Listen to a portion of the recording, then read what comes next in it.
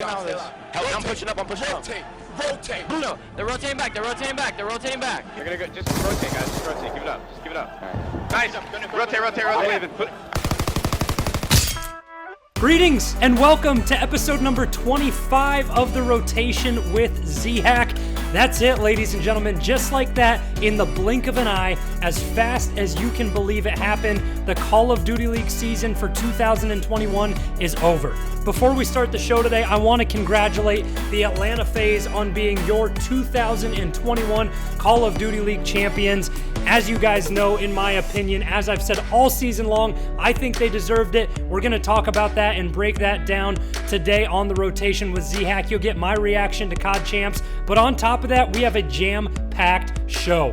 Rostermania has been running wild already. The timeline has been spicy. There have been, as Nameless would say, mind-blowing statements made, players leaving and getting dropped, becoming restricted and unrestricted free agents that you would never believe would be in the situations they are. All that is on today's episode of The Rotation with Z-Hack.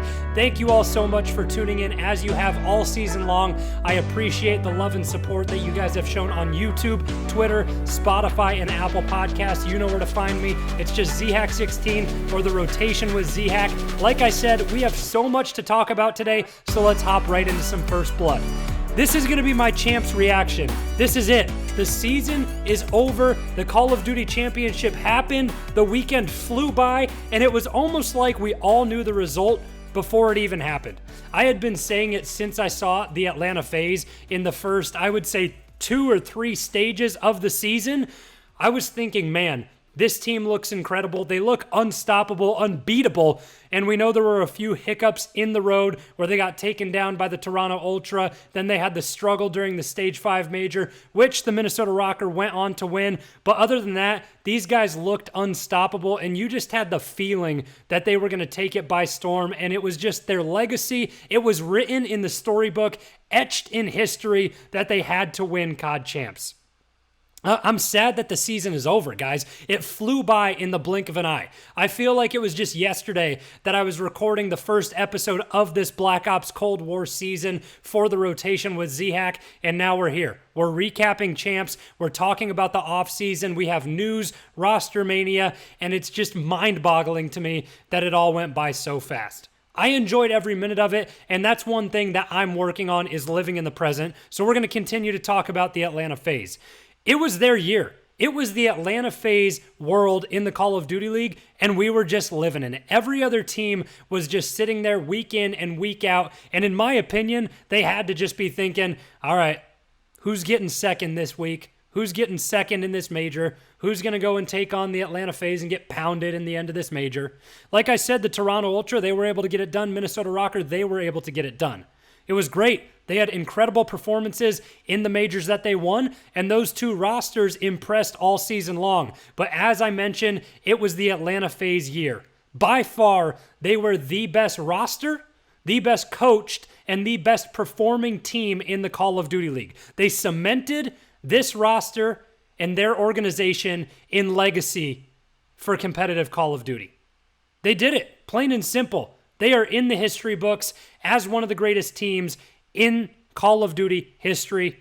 And if you ask me, I think that the Atlanta FaZe are destined for greatness for years to come. I believe that they will go down and be one of the best rosters in Call of Duty history. Hell, this year, I have said that I think they could compete with any roster from history that you give me. You give me Optic from IW, I think they take them. You give me Complexity from back in the day, I think they take them. You give me Farico from Black Ops 2, I think the Atlanta FaZe beat all of these teams. They were different. They put every single team in a blender. Everyone was here in the Call of Duty League, except for the Atlanta FaZe, they were up here. I don't know what it was about those guys, what they were eating for breakfast, what their training regimen was, but they were on a different level. They were shooting better, their strats were better, their communication was better, their teamwork was better, their coaching was better.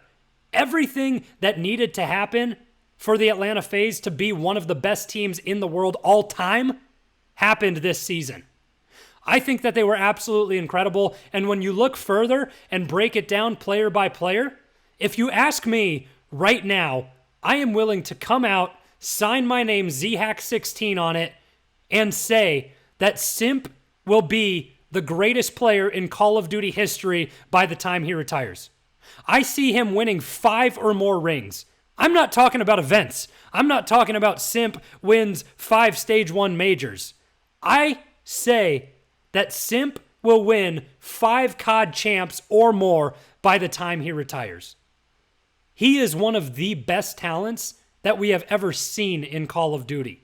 His IQ, his shot, his passion, everything is there. And on top of that, I don't see him and his duo Obizi having a falling out. I know a lot of you have come to my mentions and said, yeah, but look at the Optic Dynasty, Karma, Formal, and Scump and Crimsix. They all hated each other. We thought they would stay together forever. I just think it's just different. The reason I think it's different is because when you're winning, everything feels pretty damn good. In the post-match interview of CoD Champs, Obizi was asked, I believe it was by Miles on the main stage, he said, bro, having Simp as your duo, this guy's a stud. Do you ever feel like you're in the background and he's just shining in the spotlight the entire time? And Obizi came out and said, you know what? I think that people make that frequent misconception and belief and think that's a thing, but me and Simp both have our times to shine. We have maps where each of us pop off individually, where I'm better than he is, where he's better than I am. We both get the hype moments and we both get the recognition. All the guys on the Atlanta FaZe were MVPs this year. They all had performances where they were incredible. I think right now, the Atlanta FaZe, going into next year at least, I don't see a roster change coming, obviously, although Rostermania has been crazy. I think they have the perfect balance of everything. I think a Crowder is an incredible coach from a strategic standpoint and what he can instill in these players. I think Alec, a.k.a. Arcides, is an incredible leader, one of the best that you're going to find. He's a great IGL, and also out of the game, in between matches, you hear him talk to these guys in the released, uncensored comms. He's telling them what to do. He's saying, hey, stay calm. We got to keep talking. We didn't talk enough. We didn't do this. We got to slay out. We got to look here. We got to play these gunfights differently. Get yourself warmed up. Get comfortable. He has the intangibles, man. Even if Arcides doesn't have the greatest performance, the other 3 on this team, they can pick up the slack for him. So I think Arcides is an incredible leader. Simp and Obizi, it goes without saying, they're the best SMG duo in the game. They are both incredible. Like I said, I think by the time Simp retires, he's the best player in Call of Duty history. I don't care what you say. I don't care if it's recency bias. I don't care if you're looking back into history and you're an old head who's 30 years old and you think that, you know, these old guys like Parasite, Karma, all these guys are the best in history. You have to see what Simp is doing and realize that he is special. He's a generational talent, and he's going to be in that discussion forever. He's LeBron James. Karma is Michael Jordan. That'll get some of you guys spicy in the comments, having that argument and debate. Let's not go off on a tangent, on a sports tangent. I'm just saying that. And then the young kid MC on the back end, a.k.a. Celium, he brings fun to this team, a lightheartedness, but he knows when to be serious. He knows when to slay out, and he can shine as well. He's played as an MVP on the season as well, and that is why I think the Atlanta FaZe, they are destined for greatness for years to come, and I don't see many teams having the opportunity to stop these guys anytime soon. I think the Atlanta FaZe are incredible. I don't think anyone will stop them for a long, long time, and you know where I stand on the rings and how I believe that they'll perform in the future. Let me know in the comments down below on Twitter at ZHack16 what you guys think. Do you think I'm crazy to say that Simp will be the best in Call of Duty history? Do you think I'm nuts to say that the Atlanta FaZe are a dynasty and have cemented their legacy already? Because I think that they have.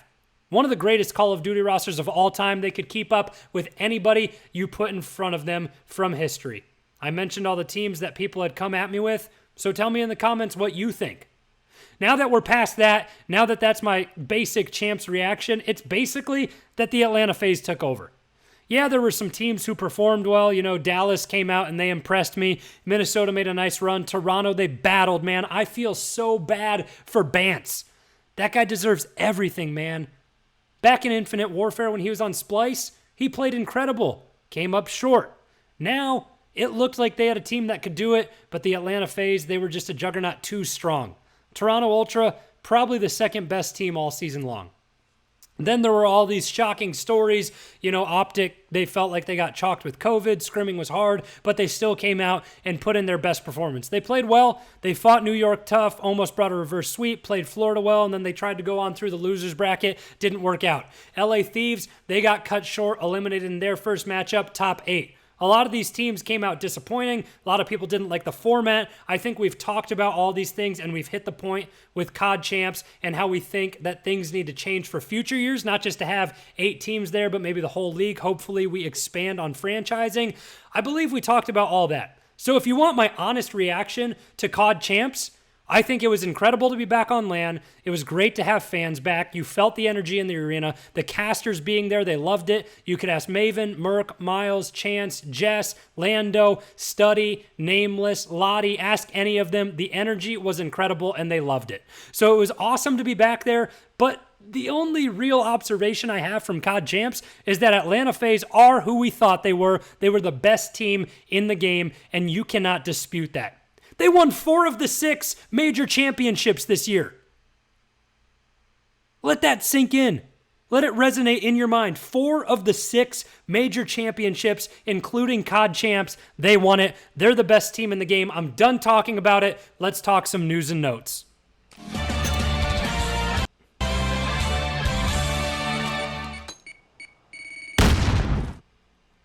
There has been just so much going on already in the first week of this Call of Duty offseason. And I'll tell you what, the very first episode I recorded this year of the rotation with Z-Hack, I had the same take, and I'm going to talk to you guys about it again.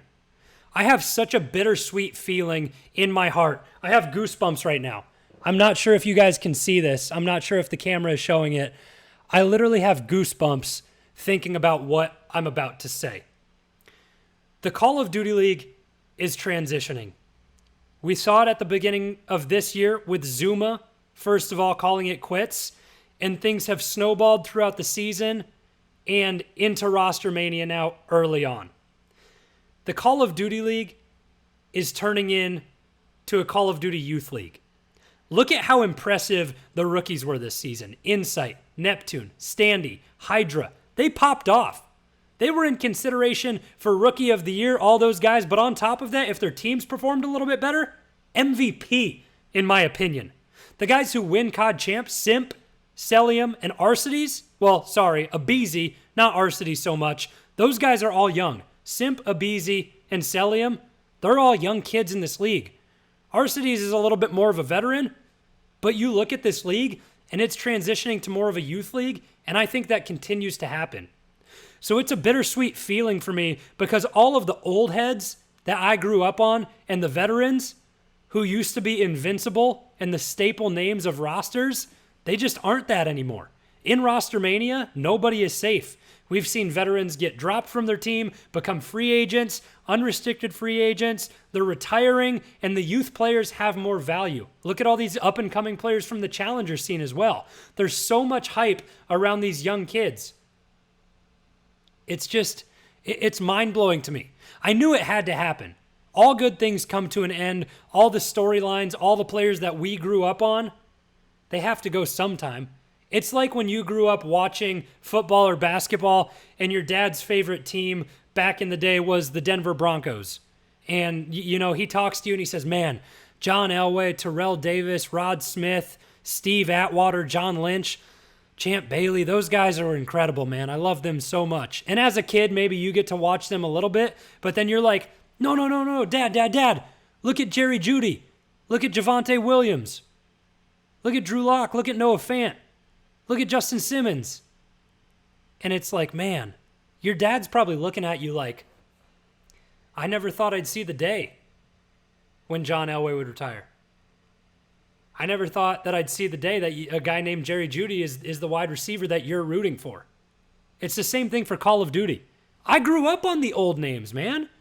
I grew up on Miracles, TP, Merc, Parasite, Scump, Karma, Formal, Zuma, Enable, JCap, Slasher. Some of these guys are still in the league, but they're veterans.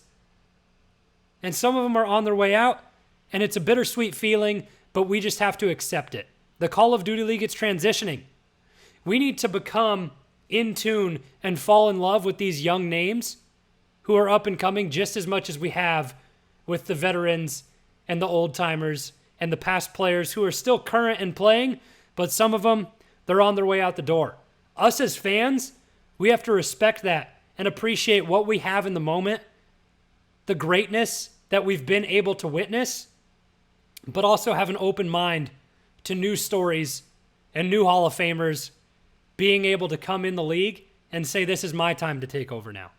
We have to appreciate that as a fan base and understand that the second coming is here. I know it's hard to do. I know we grew up on all the old heads. A lot of you guys listening, you know the veterans, and that's just your vibe. I understand it, but we got to gear ourselves and get ready for the Call of Duty Youth League. The only other thing that I think that can happen apart from us to make this transition easier is the organizations. You look at Hex, he's the perfect guy for it. Have all these orgs be required to create content so us as fans can see the personality of these guys. I think one of the teams that does it best are the New York Subliners. Maloney, Gersh, all those guys, the social managers, they're doing an incredible job of getting us an inside look into this team. You fall in love with Hydra. You fall in love with ASIM. You fall in love with DiamondCon, even behind the scenes.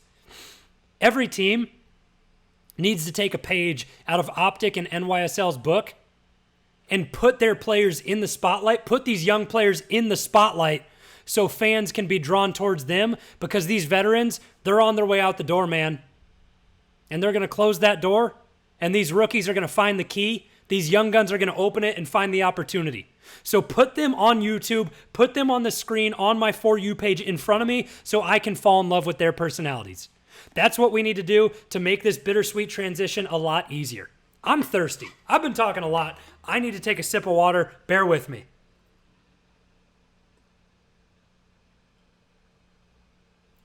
I think that was more of a chug than a sip. Excuse me. But regardless, I'm ready to go. I think I cleared everything that I had to say about this past season. I talked about Champs, Atlanta Phase Dominate, I talk about my reaction to Champs, and then I talk about the bittersweet feeling of the Call of Duty League becoming younger. Now everyone, buckle up and get ready for the ride and the roller coaster that the off-season is, because Rostermania is here. Let me state this for you guys just to give you the quick rundown of what's happened already. Seattle Surge and Paris Legion, squad wipe, everyone gone. Crimsix and Vivid, they are no longer part of the Dallas Empire. Away from that, all you guys love Optic Chicago, well, guess what? Envoy, he's a free agent, and Formal has retired.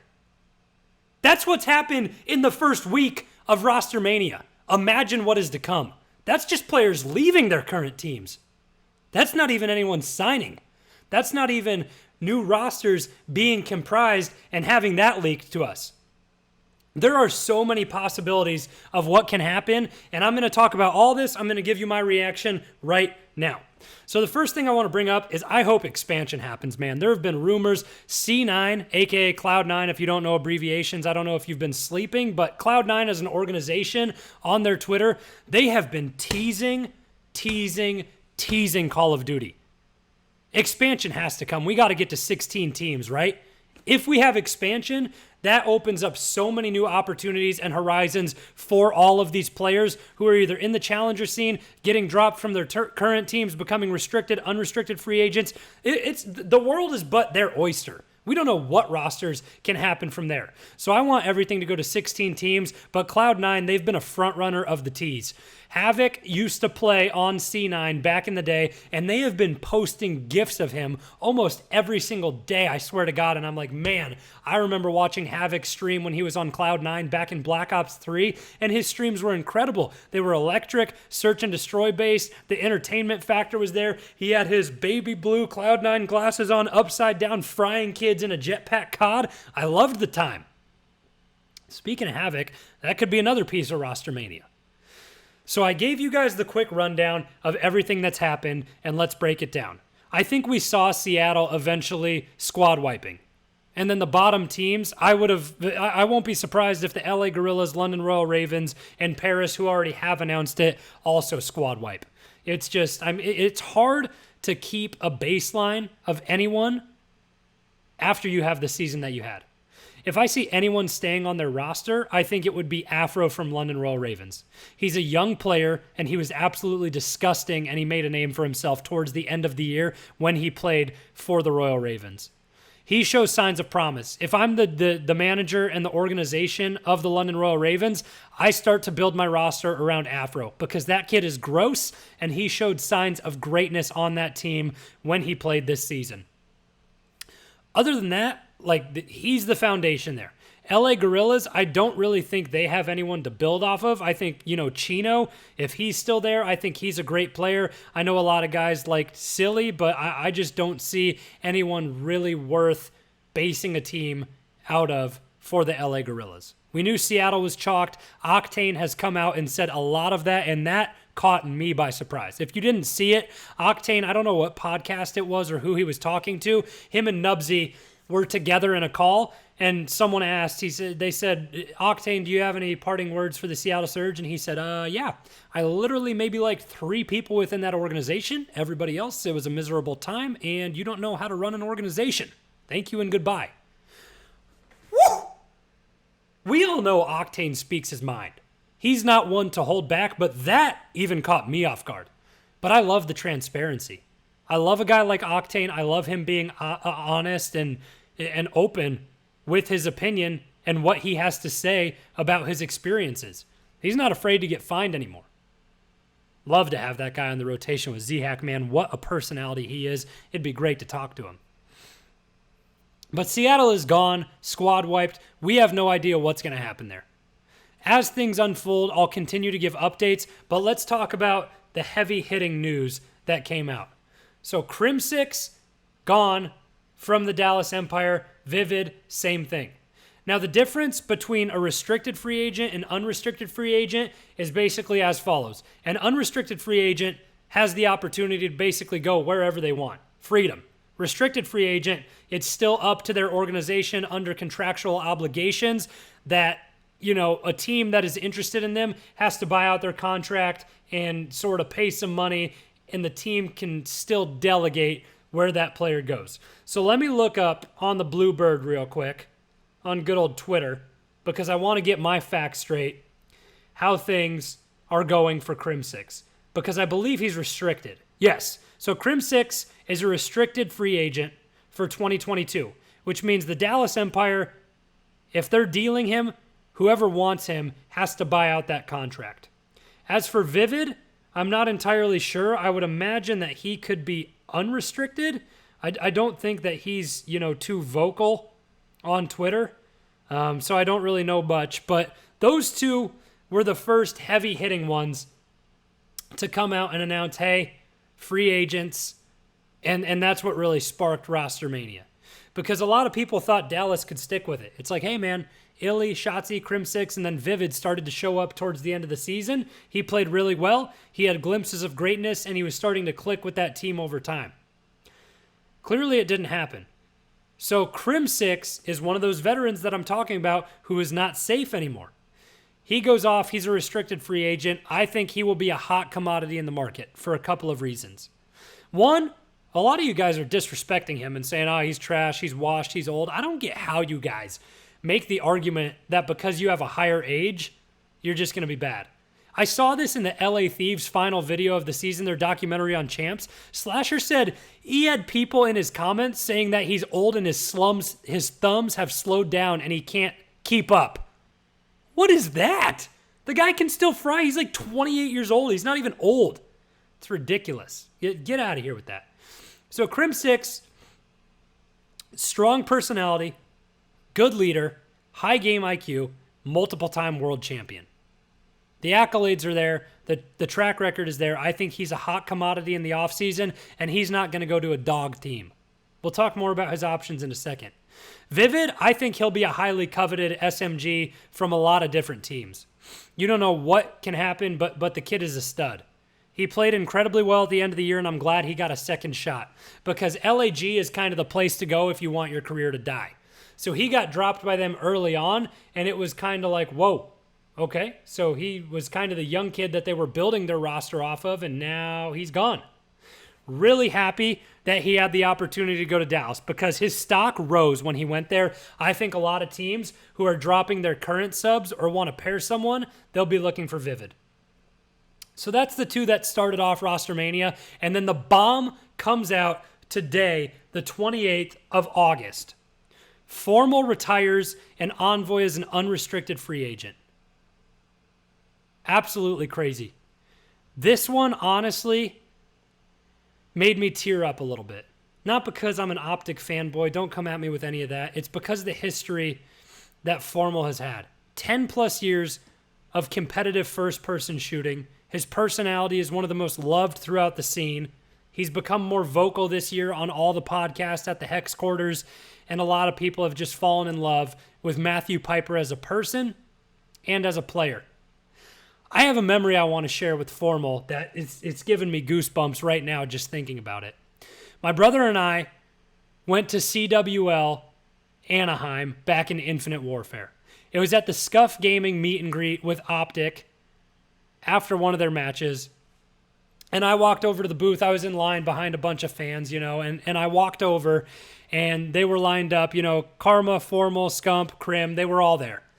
So I walk up, I get Damon to sign my poster that I had, and I was like, hey, thanks, man, appreciate it. He's like, yeah, man, thanks for coming out, dude. Really appreciate having you out as a fan, man. That's my Karma impersonation. Terrible. Sorry, Damon. You the GOAT. And then I come up to Formal, and I told him, I said, hey, man, you're always so serious. Try having some more fun. Smile on the main stage. And he chuckled. He laughed. He said, I get what you're saying, bro, for sure. He said, you know what? I'm going to try to do that for you. And then he signed my poster, and he signed it Formal with a smiley face. And he said, I got you. I'm going to have some more fun on the main stage. Just how personable that interaction felt with Formal right there, for me as a fan and just a bystander and an analyst of how I view myself for the Call of Duty League, to come out there and tell him, I was like, hey, man, you're always so serious. Try to smile, have a little bit of fun. And he laughs and says, I got you, bro. That's one of those moments that you have with a professional athlete where it makes it just feel like he's on your level, like you're having a banter as a friend. So that's the moment that I had with Formal in my life. It was a 15-second exchange, but I'll never forget it. So that's why this is a bittersweet feeling to see him retire, because he's still a great player, in my opinion. He still has gas in the tank, and he could compete at the highest level if he wanted to. But he has so much history. He's a fan favorite. He's a personality a lot of people love, and he's what got a lot of fans into Call of Duty. They saw a stream of this guy named Formal, and they're like, man, this kid fries. Then they fell in love with competitive Call of Duty. That's one thing you have to recognize with these older players. They're responsible for gaining all the fans that we have right now. So that's what makes me sad that Formal is gone. Other than that, Envoy and unrestricted free agent, that one was kind of mind-boggling because I feel like him and Dashy had a good relationship and him and Scump were a great duo and they loved each other. I understand how the play styles could kind of clash a little bit with those two, but just like that, Envoy is out of there. He's on the market, and I think that he will be probably the number one free agent as of now that guys are going after. Organizations, I think, on their list to build an org around, it's probably Octane and Envoy are like the 1-2 interchangeable with each other that teams are going after. Because those guys, they have the raw talent. They also have the wherewithal and the smarts of the game. So I see them realistically being the top two players to be looked at. Then right now after, I see Crimsix, I see Gunless maybe, and then from there maybe Vivid, Pristini. I don't know where it goes with everyone else. And then Scraps also is a sleeper, and Temp is there as well. So there's plenty of big names and a couple of opportunities. So we know Optic, they're looking for a roster. Dallas looking for a roster. London, probably LAG, Paris, and Seattle, they're all looking for teams. So from what unfolded today, Envoy was the in-game leader for Optic. He was vocal. I think they'll be looking for someone like that. And a lot of rumors have come out. Does the Dynasty come back? Does something like that happen? Does Crimsix come back with Scump? Because the rumor is that they've dropped their beef. And then I saw this intel today, this picture that Zuma FaceTime Crimsix. Crimsix said, hey, don't show me if you're streaming right now. Zuma said, F you, brother. Shows Crimsix on the stream. There's a brick wall behind it. You know what else has a brick wall? Scump's house. So the rumor is that Crimsix was at Scump's house. They're probably talking about things. We know they squashed their beef earlier this year, but that's a possibility. So what it would be if Bruce stays there is Dashy and Crimsix as an AR duo, and then you have Scump there. What are the possibilities for the SMG? Crimsix and Vivid could come over as a package, possibly. Also, later this afternoon, unrestricted free agent coming out of the woodworks, TJ Haley. You know who TJ's best friend is? Dashy. Those two have been a duo for years. They love each other. They came up together. I don't know if it's a move that Optic want to make. I don't know if they think TJ has the skill level to be a part of that, expectation. Because the fans in Optic, they're ruthless. They want you to win every single tournament, every event, CoD Champs every single year. The expectations are high. So can TJ get it done? I don't really know. But if you need an in-game leader, I think Crimsix, he's a good shot caller. So Crimsix, Dashy, Scump, and then Vivid or TJ, it's a possibility. I'm floating it out there.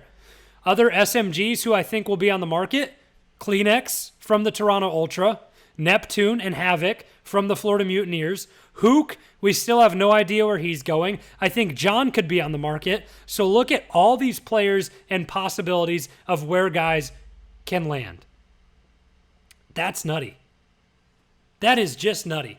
That's just for Optic alone, man. Then you look at Dallas and what they have. They got Ilya and Shotzi to work with still. Octane could go there and work with those two guys, or Slasher could land there, I think, and work with those two guys. Because those are more veteran players. I really don't think and see Octane as a vocal guy who's going to shot call and boss these kids around and get them going. So I think Slasher might be, a better fit for Dallas, and he has the connection with Hastro. He's been on Envy. I think that Hastro would love to have him back. That's a possibility that I see happening. So that's something for Dallas. Could they bring Hook back? I don't really know, because it seems like the underlying problem there was with Hook and Crimsix. It didn't seem like it was really with any of the other guys. This is crazy. This is nuts. I don't know what's going to happen. As of now, those are the biggest stories from Rostermania. Those are my hottest takes that I have right now, because I'm waiting for the dust to settle. I'm waiting for more to come out. It's going to be crazy. We're already slotted for a wild offseason. Let me know what you guys think. Let me know if teams were stupid to make the decisions, smart to make the decisions, to drop certain players, to hunt certain players, where you think guys will land. I want to hear it all on Twitter and in the comments at ZHack16 and the rotation with ZHack. Before we go, we have to end the show with everybody's favorite segment and the one that has been all season long. I need a little help from my friend. He's looking for teammates. Maybe I can be that guy. Scumpy, give it to me. What are we ending the show on today?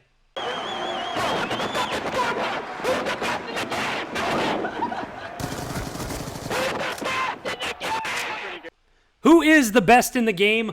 I think every single one of you already knows this answer. You heard it from me all season long. I sounded like a broken record, and I will continue to. The Atlanta FaZe are the best in the game, and they are your Call of Duty League champions for 2021. Shout out to Scuff Gaming for this beautiful Scuff Impact, and shout out to Atlanta FaZe. I actually joined Atlanta FaZe for the day, as many of you did, but they were, and will be, for Vanguard, the best in the game. If you don't believe it, I've hit you with the stats already. I can break it down to you again. They have the best submachine gun duo in the world with Simp and Abizi. They have the best in-game leader in the world with Arcides. They have the best flex player in Celium. They all click together. Their coach Crowder is incredible, and Tupac is a wild search and destroy mind, one of the best in Call of Duty history. They just have a great organization overall, the Atlanta FaZe do. And do you need their accolades? I don't really think you do, but if you want them, they won 4 of the 6 major tournaments this year, including the Call of Duty League Championship. They earned the most money of everyone. They're going to spend that bag however they want to, invest it in savings. I don't really know, but the Atlanta FaZe are the best in the game. That has been episode number 25 of The Rotation with Z-Hack. Thank you so much, everyone, for listening. Don't think that's the end of it. I'm going to be here all off season long. We're going to continue to grind content on the YouTube. Please share the channel, like, subscribe, and follow. Thanks all once again for tuning into episode 25 of The Rotation with Z-Hack, and we will see you next time. Peace.